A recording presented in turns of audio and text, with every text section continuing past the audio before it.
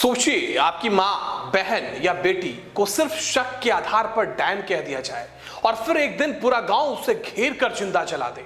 आपको एक कहानी लग रही है, लेकिन बिहार के गांव में आज भी हकीकत है। यह है डायन प्रथा, एक ऐसा जुर्म जो इंसानियत का गला घोटता है, एक ऐसी सजा जिसमें जुर्म साबित नहीं होता, बस आरोप लगता है और मिलती है क्या? मौत। 21वीं सदी का भारत और गांव में 17वीं सदी का इंसानी शिकार जारी है। आज हमरा बिहार चैनल पर हम आपको ले चलेंगे उस सच के पास जो आपकी रूह को भी हिला देगा। नमस्कार, यह है हमरा बिहार और मैं हूं आपके साथ दिनकर आनंद। सबसे पहले जानते हैं कि कौन होती है डायन। वो कोई चुड़ैल नहीं होती, ना ही कोई तंत्र मंत्र करने वाली होती है। डायन तो कोई भी बन सकती है, बस गांव के किसी ओझा या किसी दुश्मन को शक हो जाए और आपकी जिंदगी खत्म। डायन दरअसल समाज का बनाया हुआ वो झूठ है जिसके सहारे एक औरत को मिटा दिया जाता है। भारत में हर साल दर्जनों महिलाएं डायन बताकर मार दी जाती है। 2000 से 2016 तक 2500 से ज्यादा हत्याएं हो चुकी है सिर्फ डायन प्रथा की वजह से। बिहार, झारखंड, उड़ीसा, ये 3 राज्य सबसे ऊपर है। और इन हत्याओं के पीछे क्या वजह होती है? कभी बीमारी, कभी कोई बच्चा बीमार पड़ गया, कभी फसल खराब हो गई, तो गांव वाले सोचते हैं कोई डायन है। ओझा आता है, नाम बताता है, या फिर कोई दुश्मन अफवाह फैला देता है और फिर उस औरत की मौत तय हो जाती है।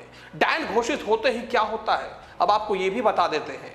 औरत को बालों से पकड़कर घसीटा जाता है, गांव में उसे नंगे घुमाया जाता है, उसके बाल काट दिए जाते हैं, कभी शरीर पर गर्म सरिया दागा जाता है और कई बार घर समेत जिंदा जला दिया जाता है। और हत्यारे वे गांव के अपने ही होते हैं, कभी रिश्तेदार, कभी पड़ोसी, तो कभी वही लोग जिन्हें वो वर्षों से जानती थी। और अब सुनिए 2025 की सबसे ताजा और सबसे खौफनाक घटना। बिहार के पूर्णिया जिले का टीट गामा गांव। 5 जुलाई 2025 की रात गांव वालों ने एक घर को चारों तरफ से घेर लिया। लोगों के हाथ में था पेट्रोल, कुल्हाड़ियां और लाठियां। उनके निशाने पर था एक परिवार, माँ, दादी, बहू और 2 मासूम बच्चे। आरोप था ये औरत डायन है। कहानी वही पुरानी, गांव में कोई बच्चा बीमार हुआ तो उसका इल्जाम उस परिवार पर लगा दिया गया। फिर क्या हुआ? आग लगा दी गई, उस घर को लपटों ने घेर लिया और परिवार चीखता चिल्लाता रहा, मगर किसी ने दरवाजा नहीं खोला। 5 लोगों को जिंदा जलाकर मार दिया गया। उस आग में सिर्फ एक परिवार नहीं जला, उस आग में जली तो इंसानियत। बिहार में डायन प्रथा रोकने का कानून है जिसे बिहार जादू टोना निषेध अधिनियम 1999 कहते हैं।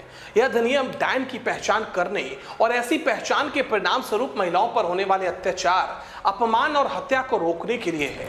यह उन लोगों को भी दंडित करता है जो ओझा या तांत्रिक होने का दावा करते हुए डायन का इलाज करने के बहाने शारीरिक या मानसिक यातना देते हैं।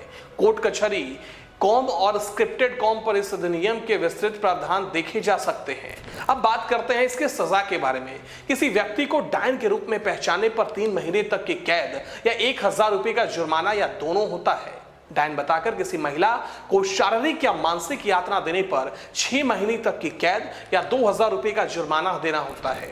अब वहीं झाड़ फूक या टोटका के नाम पर डायन माने जाने वाली महिला को शारीरिक या मानसिक नुकसान पहुंचाने पर 1 साल तक की कैद और 2000 रुपए का जुर्माना या दोनों देना होता है।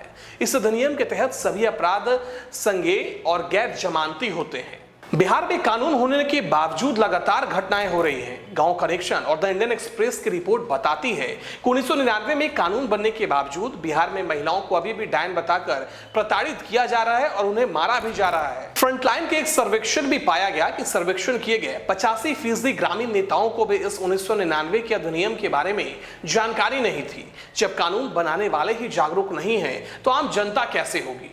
केवल 31% पीड़ित पुलिस या पंचायतों तक पहुंचते हैं।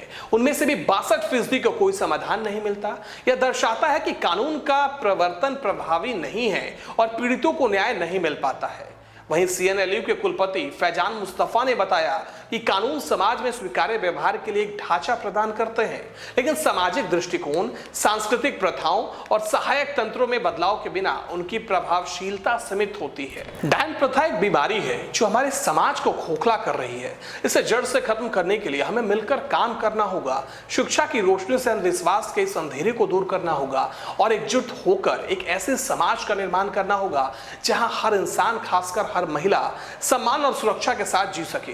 तभी हम एक सच्चे, सशक्त और प्रगतिशील बिहार और भारत का निर्माण कर पाएंगे। आज एक सवाल खुद से पूछिए, अगर कल आपके घर की किसी औरत को डायन कहकर मार दिया जाए तो आप क्या करेंगे?